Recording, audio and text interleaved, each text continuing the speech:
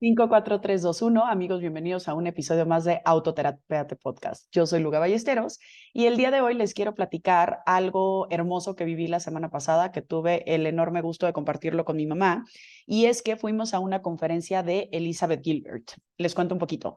De lo más conocido de ella es que es la autora del libro Comer, Rezar, Amar, que después hubo una adaptación de una película bastante linda en donde la protagonista es Julia Roberts y el coprotagonista es Javier Bardem. Y es una película muy linda y es una historia preciosa de una autobiografía acerca de Liz y de como una transición que tuvo bien importante en su vida. La verdad es que algo que me gusta mucho de esa historia es que de una manera como muy ligera y disfrutable te cuenta una crisis existencial súper fuerte y súper profunda, pues vamos a decir que narrado de una manera que se vuelve como muy agradable, ¿no? Y por eso algunas personas tal vez pueden creer que es una bobada o que es un chick flick o demás, pero la verdad es que me parece que es una historia súper valiente y pues importante de ser contada. Luego es la escritora de otra novela preciosa que se llama Ciudad de Mujeres y es escritora en general de un montón de cosas y estas dos obras eran a través de las cuales yo la conocía.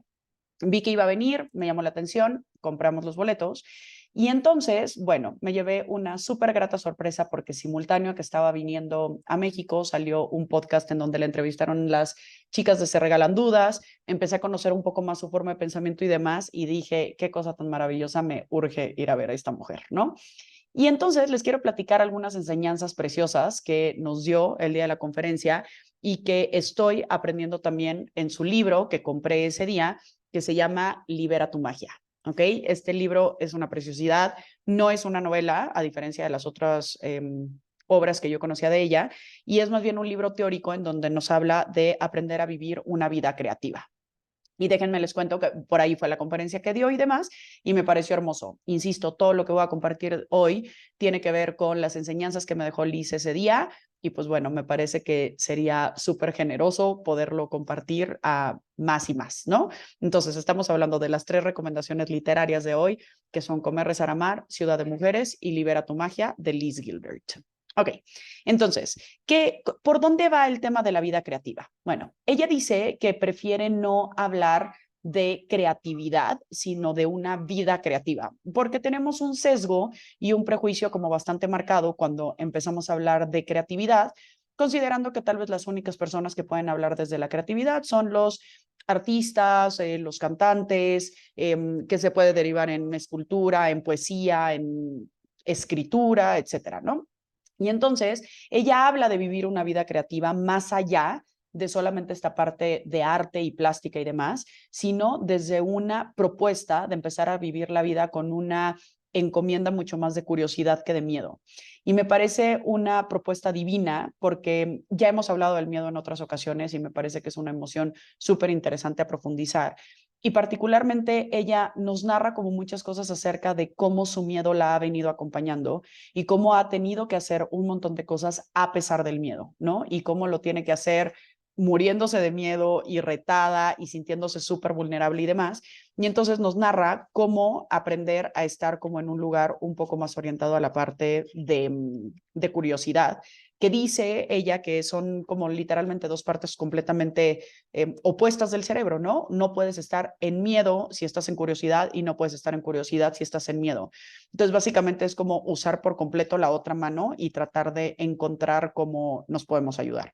Ahora, algo que siempre digo y que me parece importante mencionar y que ella también lo dice, es que el miedo hace muy bien su trabajo, ¿no? El miedo lo que te está ayudando es a evitar riesgos, pero el miedo es un poquito exagerado, ¿verdad?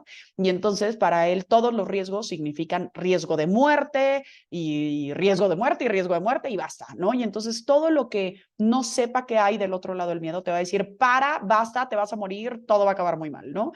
Y entonces ahí es bien importante detenernos a pensar en la importancia de detectar estas diferencias de estos miedos que son, voy a decir, racionales y que son útiles de contemplar para evitar cualquier tipo de riesgo. Y hay miedos irracionales de los cuales no nos podemos escapar, que son mucho más existenciales o que tienen que ver con más bien una ansiedad y pensamientos catastróficos que van por ahí. Justamente hace un momento una querida paciente, me hablaba y me decía, ya descubrí de qué me sirve mi ansiedad, ¿no? De contemplar escenarios catastróficos y empezar a darle solución. Entonces, si estamos hablando de cuáles son los beneficios de sentir miedo, sí los hay. Lo que pasa es que cuando el miedo gobierna nuestras vidas es cuando puede ser un poco peligroso para lo demás, ¿no? Para vivir, para expresar, para crear, ¿no? Entonces, Liz habla primero, por ejemplo, en el libro de Vive tu magia, habla, por ejemplo, diferentes tipos de miedos que me parecen hermosos porque creo yo que cualquiera que los lea los ha sentido de alguna manera, y algo que dice que es hermoso es que el miedo es como algo súper compartido, inherente al ser humano y además como muy común, ¿no? Mientras que la curiosidad es un camino totalmente de abundancia y justamente de esta parte de creatividad, porque entonces la creatividad y curiosidad de cada quien siempre va a ser distinta, no así el miedo. El miedo va a ser pues bastante parecida, ¿no? Bastante parecido, perdón. Entonces, una de las partes de miedo que viene por aquí es que temes a no tener talento, que temes a que te rechacen, te critiquen, te ridiculicen, malinterpreten o lo que es peor, te ignoren. Temes a que no haya mercado para tu creatividad y por tanto no tenga sentido dedicarte a ella. Temes que lo que puedas hacer ya lo ha hecho alguien antes y mejor. Temes que todo el mundo lo haya hecho ya antes y mejor. Temes que alguien te robe las ideas, así que te parece más seguro mantenerlas escondidas. Temes que no te tomen en serio. Temes que tu trabajo no sea lo bastante importante política, emocional o artísticamente para cambiar la vida de nadie. Temes que tus sueños sean algo de lo que debas sentirte avergonzado. Temes que un día al mirar atrás tus empeños artísticos te parezcan una gigantesca pérdida de tiempo, dinero y esfuerzo. Temes no tener la disciplina necesaria, la disponibilidad, una, dos, tres, la disponibilidad laboral, la independencia financiera o las horas libres necesarias para centrarte en inventar o explorar. Temes no tener la formación o la carrera necesarias, estar demasiado gordo, demasiado flaco, demasiado alto, demasiado bajo. Temes que te tomen por un intruso, un tonto o un narcisista.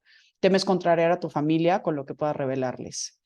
Temes que lo que puedan decir tus compañeros y colegas si expresas en voz alta tu verdad personal. Temes dar rienda suelta a tus demonios interiores y no tienes ningún deseo de hacerles frente. Temes haber dado ya lo mejor de ti. Eso me parece bien interesante. Cuando ya creaste, es como, ok, ¿cómo voy a superar algo que ya fue exitoso, no? Temes no tener nada que dar. Temes haber desatendido tu creatividad durante tanto tiempo que ya no puedas recuperarla. Temes ser demasiado mayor para empezar. Temes ser demasiado joven para empezar, ¿no? Todo esto todavía falta una, ¿no? Temes que ya que te ha salido bien una cosa en la vida, no pueda irte bien en otra más. Temes que, puesto que nunca te ha salido nada bien, ¿para qué molestarte? Y temes ser un inútil. Menciona en esta lista que pues a final de cuentas hay muchos más miedos que solamente estos, pero a final de cuentas yo creo que muchos de nosotros, cuando de pronto viene una idea a nosotros y que Liz dice que así que las ideas van así como flotando en el mundo y que de repente llegan y escogen a una persona y le dicen como, hey, esta podría ser una buena idea, todas las personas naturalmente vamos a decir, qué emoción, sí, quiero hacer esa idea, ¿no? Pero, ¿qué nos va a detener? Justo todos estos miedos, ¿no? Todos estos miedos de cómo, a qué hora, pero como yo, pero si me dedico a otra cosa totalmente, pero y si no genera dinero, pero, ¿no? Y que vivimos a final de cuentas en un mundo que está como tan orientado a la parte de éxito tangible y sustentable, que en el momento que pensamos en la posibilidad de crear algo que se vuelva totalmente intrascendente, entonces es como si se mermara nuestro, nuestra voluntad o nuestra motivación para crearlo simplemente por el gusto de crearlo, ¿no? Es como esta parte que para mí es bien interesante en el momento que acompaño en terapia, que es como si estás trabajando en terapia para curarte, o sea, así como para que se te acaben los problemas, pues te vas a llevar una muy ingrata sorpresa en tu proceso de sanación, porque vas a ir encontrando otras cosas. Creo que más bien el reto de la creatividad, igual de la sanación, es como transitar en ello y aprender a disfrutar mientras se está transitando. Y algo que ella dice es que justamente en esta parte del miedo es bien importante como considerarlo como parte natural de nuestro ser y que muchas veces va a buscar estar hablando, ¿no? Y que va a querer venir y que va a querer estar. Y entonces es como, ok, no voy a hacer como que el miedo no existe, no voy a hacer como de hazlo sin miedo, porque el miedo es una parte natural del ser humano, ¿no? Simplemente lo que ella sugiere, y me encantó esta historia que nos narra aquí, es una carta que le hace al miedo y dice, Estimado miedo, creatividad y yo estamos a punto de emprender un viaje juntas. Entiendo que nos vas a acompañar porque siempre lo haces. Reconozco que crees que tienes una misión importante en mi vida y que te tomas tu trabajo en serio. Al parecer, tu trabajo consiste en provocarme el mayor pánico posible cada vez que me dispongo a hacer algo interesante y permíteme que te lo diga, lo haces de maravilla. Pero en este viaje yo también tengo la intención de hacer mi trabajo, que es emplearme a fondo y no perder de vista mi objetivo. También creatividad hará el suyo, que es seguir siendo estimulante e inspiradora. En el coche hay sitio de sobra para los tres, así que adelante, ponte cómodo, pero que te quede clara una cosa. Creatividad y yo somos las únicas que tomaremos decisiones. Admito y respeto que eres parte de esta familia, así que no te excluiré de ninguna actividad, pero aún así tus sugerencias nunca serán escuchadas. Tienes sitio, tienes voz, pero no tienes voto.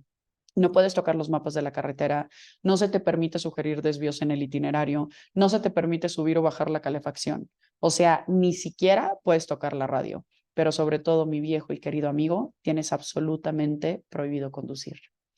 Creo que algo que me encanta de esta metáfora o analogía, yo ya la había escuchado a través de Mario Guerra en esta parte de cómo traerlo de copiloto. Me parece bellísima esa manera de decirlo y yo diría que todas esas cosas que nos causan miedo, que nos ponen en un lugar vulnerable, hay que traerlas pues, de copiloto o tal vez en el asiento trasero, ¿no? Que son el ego, el enojo, esas cosas en las que somos como un poquito más frágiles, ¿no? Pero es darnos cuenta de qué cosas realmente somos frágiles o no frente a ello. Porque en ocasiones me topo pacientes que me están diciendo, es que me da pánico volverme súper, ¿qué podríamos decir de ejemplo? Súper dependiente de mi relación de pareja. Me da miedo volverme tan relajado que entonces suelte mi trabajo. Me da miedo volverme un irresponsable. Me da miedo no sé, adelgazar tanto que de repente me sienta ya así sin chiste. Me da miedo. Y entonces empezamos a escuchar unos discursos que parecieran pues bastante lejanos del ser humano. A ver, saben que me fascina la frase de nada de lo humano me es ajeno. Entonces me queda claro que cualquier posibilidad que alcancemos a ver en el espectro de las posibilidades humanas existe para cualquier persona. Pero hay espectros de los cuales estamos un poquito más cercanos y hay espectros de los cuales no estamos más cercanos, ¿no? Yo digo muy de broma que cuando alguien me dice, ¿cómo no has comido? Así un día raro que no he comido, es como, tranquila, de hambre yo no me voy a morir nunca. Me voy a poder morir de atrabancada, de que se me pasó la mano haciendo algo, pero de hambre nunca. Esa no es una preocupación que tenemos que tener, ¿no? Y hay veces que hay que revisar eso, es decir, si hoy soy una persona ultra responsable, si hoy soy una persona ultra disciplinada, si hoy soy una persona ultra relajada, pues se ve bastante lejano llegar al otro lado por completo del espectro, así como de pronto, ¿no? Entonces, aprender a darle voz y voto a esos miedos o a esos cuestionamientos que de pronto vienen y saber entender cuáles serían realmente factibles para tu personalidad y cuáles no. Hay personas que son súper mesuradas, o sea, que no se tienen que preocupar por ser intensos. Hay personas que somos muy intensas y que nos tenemos que preocupar por ser mesurados y ponernos límites. Hay personas que naturalmente buscan irse a su interior y aislarse del entorno para buscar qué hay en ellos y eso es natural, entonces tal vez, pues obviamente lo que les tocaría tal vez es buscar esa parte de otredad, de relación y demás. Pero vemos los que somos súper extrovertidos que en realidad es como, me da miedo volverme un ermitaño, eso no va a pasar, no te preocupes, ¿no? Entonces, justamente en toda esta parte, Liz va platicando como muchísimas cosas alrededor de la importancia de estar perceptivo, de estar relajado y de estar buscando esos asuntos que para ti son útiles. Una analogía que a mí me encanta con respecto a la conciencia, con respecto a las emociones, a los límites, en este caso a la creatividad, es aprender a notar que van a haber momentos en donde van a llegar señales a tu ser. Hay quien hace muchos años, una sobrina preciosa, me habló del pajarito del alma. Hay quien habla tal vez como de un llamado, hay quien habla tal vez de una señal o de una intuición. Lo que quiero decir es que hay susurros que hay en nuestro interior que nos avisan, esto ya no está tan padre, esto sí, etcétera. Y si estamos rodeados de ruido, no los vamos a alcanzar a escuchar. Ahora, ¿qué enorme valor implica alcanzar a escuchar la idea y ponerla en marcha? Y algo que Liz explica de una manera espectacular es que las personas que son realmente creativas y que viven una vida creativa son las personas que son altamente sensibles, no las que son altamente rudas. Y me encantó esta explicación, me pareció clarísima y preciosa y se las quiero compartir. Ella decía, las ideas llegan a absolutamente todos los seres humanos, ¿no? Y van a haber una cierta población que va a decir, ok, voy a emprender la posibilidad de hacer la idea, que puede ser un negocio, que puede ser escribir un poema, que puede ser empezar a tocar un instrumento, que puede ser iniciar un proyecto de altruismo, lo que sea. Llega una idea y la implementas. Y algo menciona, siempre al día siguiente de implementarla o un rato después de implementarla, vienen todos tus miedos a decirte cómo todo esto no va a funcionar. Y hay una profunda sensación de vergüenza, pero de una vergüenza tipo la que habla Brené Brown, que ya lo platicaremos en un siguiente episodio, que es una vergüenza profunda de sentirte en la no dignidad, en el no merecimiento de existir y de formar parte de este mundo, de ser amado, de ser reconocido. Es una vergüenza que no tiene que ver con el, ay, qué pena que se me cayeron los calzones. No, no, es como una vergüenza existencial de no ser digno de existir, ¿no? Entonces, lo que quiere decir ella con el tema de vergüenza es que ponemos en marcha la idea, de pronto vienen todos estos asuntos como de miedos, los miedos nos provocan un profundo sentido de vergüenza, y entonces aquí es donde se divide y donde se bifurca esta parte de los dos tipos de personas. Las personas rudas, ¿qué van a hacer? Van a ver esta vergüenza, no se van a sentir cómodos con la vulnerabilidad y van a decir, vámonos, se acabó. O sea, yo no puedo estar viviendo en este lugar tan incómodo, yo no me voy a poner en este lugar en donde me pongo en riesgo, en donde mi reputación se pone en riesgo, en donde el fracaso se vuelve súper tangible y entonces voy a decidir desertar de la idea. ¿Para qué? Para seguir viviendo bajo las normas y estatutos sociales que para mí son cómodos y que ya manejo. Y dice que las personas realmente sensibles, y esto me parece bellísimo, es que en el momento que se detectan en un lugar así, en lugar de que la vergüenza los retraiga y digan no, se acompañan desde un lugar más amoroso, se hablan desde la compasión, se hablan desde el cariño y es como, pues mira, quién sabe qué nos va a salir, pero pues vamos a intentarlo, la podemos pasar bien en el camino, vamos a hacernos de aliados, vamos a tener una red de apoyo. Y me parece hermoso esta manera de trabajarlo porque entonces ahí es donde surge la posibilidad de empezar a emprender ese camino con mayor certeza. Y creo que algo que yo he encontrado recientemente en todas estas autoras maravillosas como son Coral Herrera y Glennon Doyle y Brené Brown y Elizabeth Gilbert y muchas más teorías que para mí son apasionantes, es esa posibilidad de mirarnos desde ojos compasivos. Yo por muchos años tuve un discurso como muy orientado a la efectividad, al logro, a demostrarte quién eres, a tomar las riendas de tu vida y demás, que me parece que es un buen camino para iniciar cuando tal vez llevas viviendo una vida basada en victimización, en esta dependencia natural que tenemos de niños y de adolescentes hacia nuestros papás, cuando estamos formando este ser que va desde el hago, ¿no? Pero creo que hay un llamado que se vuelve como mucho más trascendental después de asegurar qué es lo que hago, que es buscar quién soy y qué puedo ser, ¿no? Y entonces creo que ese es el llamado que justamente nos hace Elizabeth Gilbert en el libro de Comer, Rezar, Amar, y que es también el gran mensaje bellísimo del libro Indomable de Glennon Doyle, que es así una Biblia para mí, ¿no? Y que son esos mensajes que son como de decir, a ver, estoy cumpliendo con todo lo que me está planteando la sociedad, soy todo lo que me dije que tenía que ser y ¿por qué me siento profundamente vacía? Porque hacer y tener no necesariamente es ser. Y digo no necesariamente porque sin duda habrá cosas de la tangibilidad que no sean muy reconfortantes y que no sean muy disfrutables para confirmar quiénes podemos llegar a ser. Pero hay una parte muy profunda desde esta relación con uno mismo y la relación con los demás que ya no tiene que ver con nada que es tangible, sino con simplemente la experiencia de existir. Y eso me parece un camino hermoso que se plantea en todos estos libros y particularmente en Comer, Rezar, Amar en el momento que ella elige súper valientemente decir, esta vida pareciera que es la correcta, pero no me resuena. Y lo mismo le pasó a Glennon Doyle en Indomable. Bueno, les cuento un par de anécdotas más y con esto terminamos el episodio. Ella nos narra que cuando empezó a buscar su carrera de escritora, se fue a Nueva York y empezó a trabajar de mesera, cuidando a niños, etcétera, para buscar, pues, pagarse la vida en Nueva York, ¿no? Y que de pronto ella encontró una mentora que la fue acompañando y que le iba ayudando como un poquito a descubrirse y demás. Y un día le preguntó la mentora, ¿cómo vas con la escritura? Y ella le dice, no, pues la verdad mal. ¿Cuánto has escrito? No, pues nada, me la vivo trabajando en todo lo demás, ¿no? Y esta mentora le hace una pregunta súper poderosa que yo les invitaría a que se nos quedara un poquito en la mente para cuestionarnos eso, que es, ¿qué estás dispuesto o dispuesta a soltar para tener la vida que según tú quieres tener? Y digo la palabra según tú, porque en la pregunta en inglés decían pretend, pero creo que tiene esta fuerza como de sarcasmo, de decir, esa vida que según tú querías tener, ¿no? Esa vida que según tú pretendes tener, pero que en realidad no la quieres tener o que no la buscas tener.